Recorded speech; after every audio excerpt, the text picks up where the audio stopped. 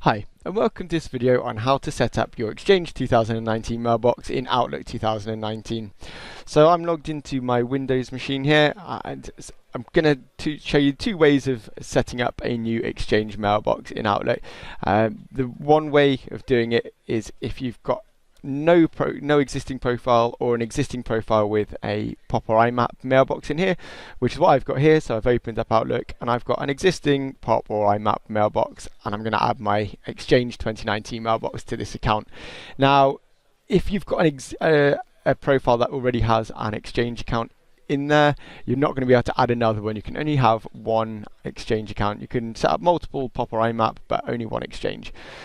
So to add our Exchange 2019 mailbox, we go to File and Add Account. And if you've not used Outlook before, this is the screen you're going to see first as well, the Welcome to Outlook account. Before we go any further, I think it's worth pointing out that in order to do this, get this process through smoothly, you're going to need to make sure your Autodiscover settings for your domain are correctly set up. It's a DNS record. If you've got your DNS with Fasthosts, so you're using our name servers, we'll automatically take care of it for you and add all the records.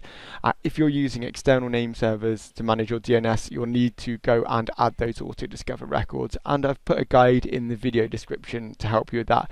If you have no idea what I'm talking about, the chances are you're probably using the Fasthosts name servers, and you can just go ahead and set this up. By all means, check the guide there if you're not sure, or contact support if you need any help with that at all. So I'm going to be setting up a mailbox called Exchange 2019 at fhexample.co.uk. So just go ahead and enter that.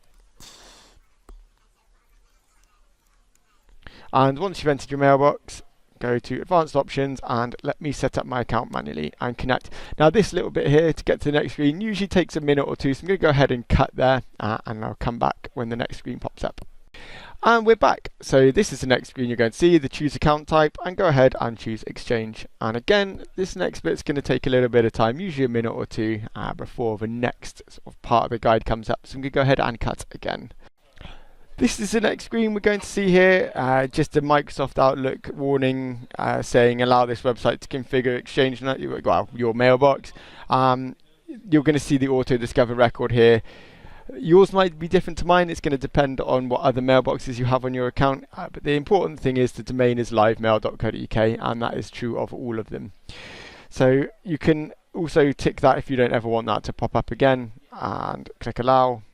And then it's going to ask you for your password. So we'll go ahead and enter that now.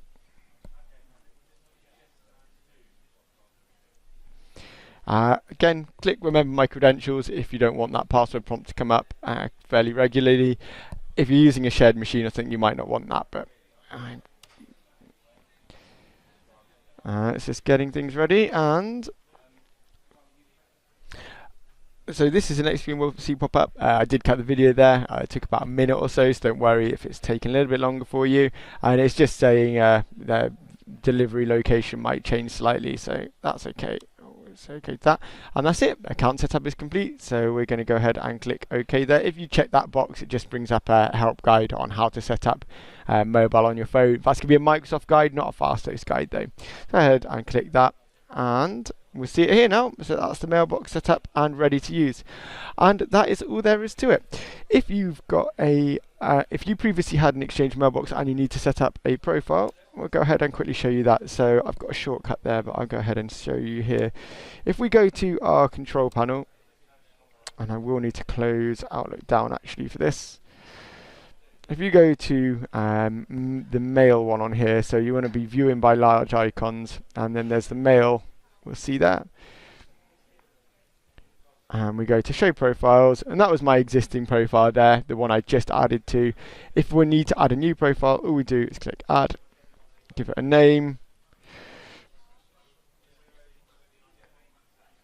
and here we can just go ahead and enter our details, but we're gonna go through quickly that. So and then it was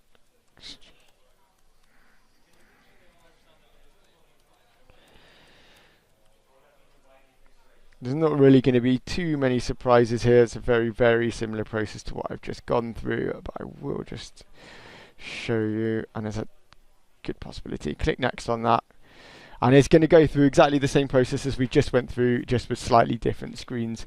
As a possibility, it's not going to ask me for my password there, because I suspect it's cached now. But yeah, if you need to set up a new profile, that is exactly how you do it. One other thing I will point out is, once that's added, you'll get the option, the profile is going to be listed there, and you might want to prompt for a profile to be used on start. So when you open Outlook, it asks you which profile you want to use, and that's really it. I mean, like I say, the process is exactly the same, so I'm not going to go through that again, but that's all there is to it. And if you're having any problems, I would advise you to contact our support team, as that's what they're there for. I'll add the contact details in the video description. Thank you very much for watching. Goodbye for now.